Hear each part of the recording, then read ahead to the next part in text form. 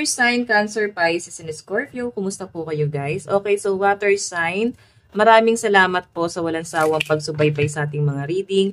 And kung kayo ay bago pa lang sa ating channel, mag-subscribe na po kayo guys and i-click mo na rin yung ating notification bell para lagi po kayo guys updated sa ating mga bagong upload.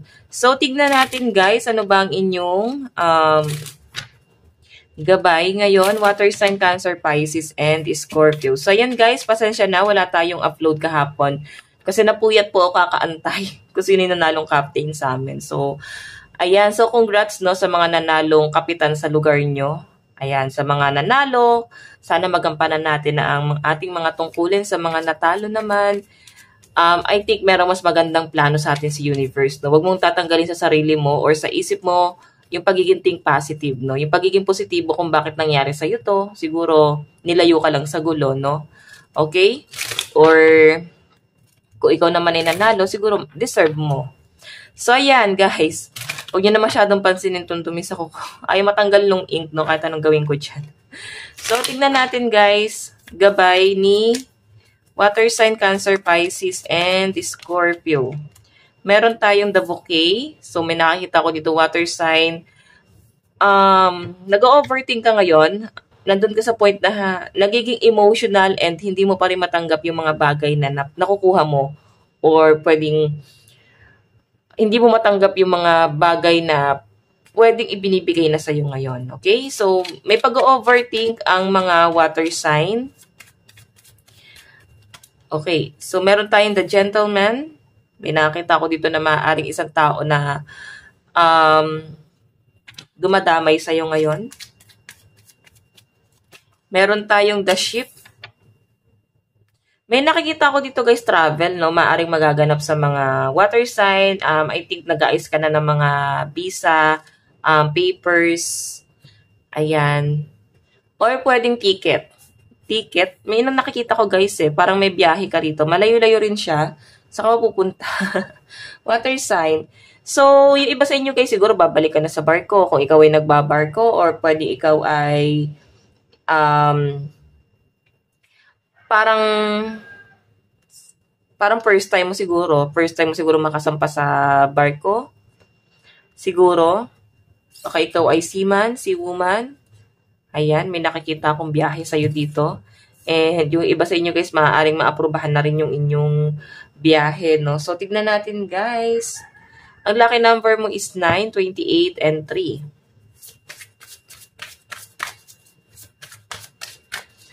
Ano po itong the bouquet? Meron tayong Queen of Pentacles. Meron tayong the Emperor. Meron tayong okay, so alam mo para bang nawalan ka ng gana, hindi siguro nanalo yung captain mo. Meron kasi ikaw tinitignan water sign na dalawang tao rito. Lumalayo ka Disappointment yung nafe-feel mo or pwedeng may tinitignan ka na isang tao dito na nagmamatigas and lumalayo ka rito. Nasasaktan ka so ikaw ay moving forward, gusto mo nang mag-chill. Siguro ikaw ay na-involve sa third party kasi yung ating bottom of the deck is 3 of Cups, water sign. So, may mga disappointment ka dito. Pero sa malinaw na nakikita ko dito, guys, may paglayo kang gagawin. Okay? Parang re-relax muna ako. Hindi ko matanggap yung mga bagay-bagay. Yan ang na-sense ko rito. Parang may mga bagay na hindi ka matanggap sa sarili mo ngayon. Okay? So, tingnan natin, guys, ano tong the gentleman? Ano tong the gentleman?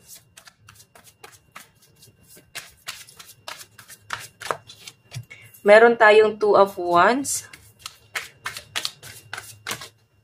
Okay, nalaglag yung ating card. May nag-aantay daw sa'yo sa malayo. Nakatingin lang siya sa'yo dito. Justice. Meron tayong may mga nasasaktan dito water sign. So, kung sino man itong nasaktan mo, I think inaantay ka niya. Gusto niya ng hustisya. Siguro gusto niya guys na parang gusto niyang mag-usap kayo dito. Nasasaktan siya ngayon, medyo balisa itong taong to ngayon, guys. Sa nasa sense ko rito guys, the justice, meron kang kaklaruhin sa kanya, and siguro hindi mo na rin siya pag-aantayin pa kasi nag-a-assume pa siya rito guys eh. I think person mo to pagdating sa love life mo. Parang magkalayo kayo, LDR kayo, ayan. Or pwedeng ikaw to guys, ikaw to nag-aantay sa kanya, samantalang siya nasasaktan sa iba.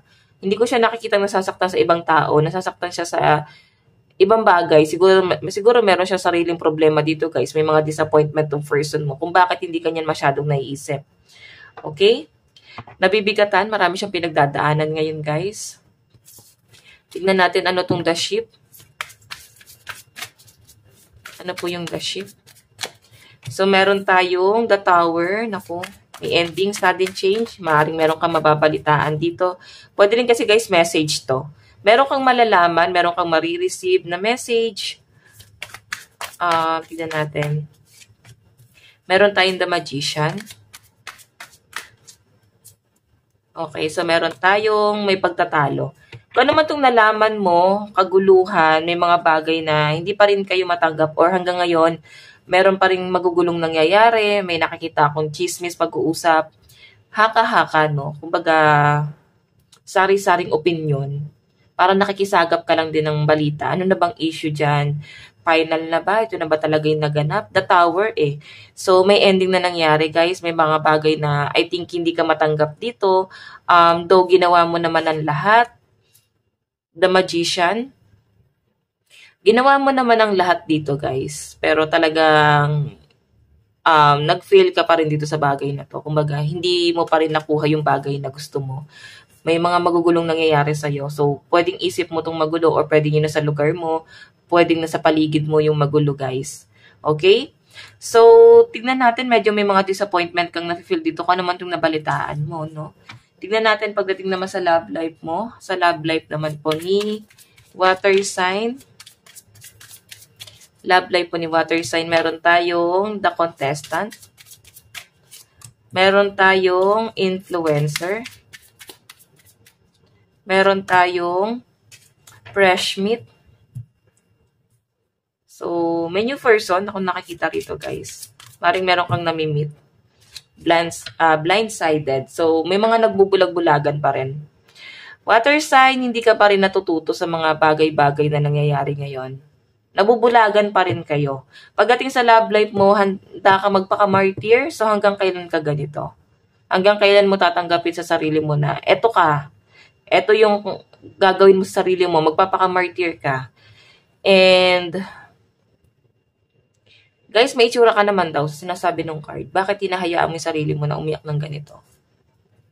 Okay? Hinahayaan mo yung sarili mo na mapunta ka sa taong hindi ka naman masyadong ina-appreciate. Kung na-appreciate ka, mararamdaman mo na unfair yung nangyayari. So, tignan natin love advice. Meron tayong tested. Your strength and weakness are being tested. Diba? So, I think, sinusubok daw yung pasensya mo ngayon sa connection nyo ngayon ng person mo. Okay? So, tignan natin ano pa ang inyong advice.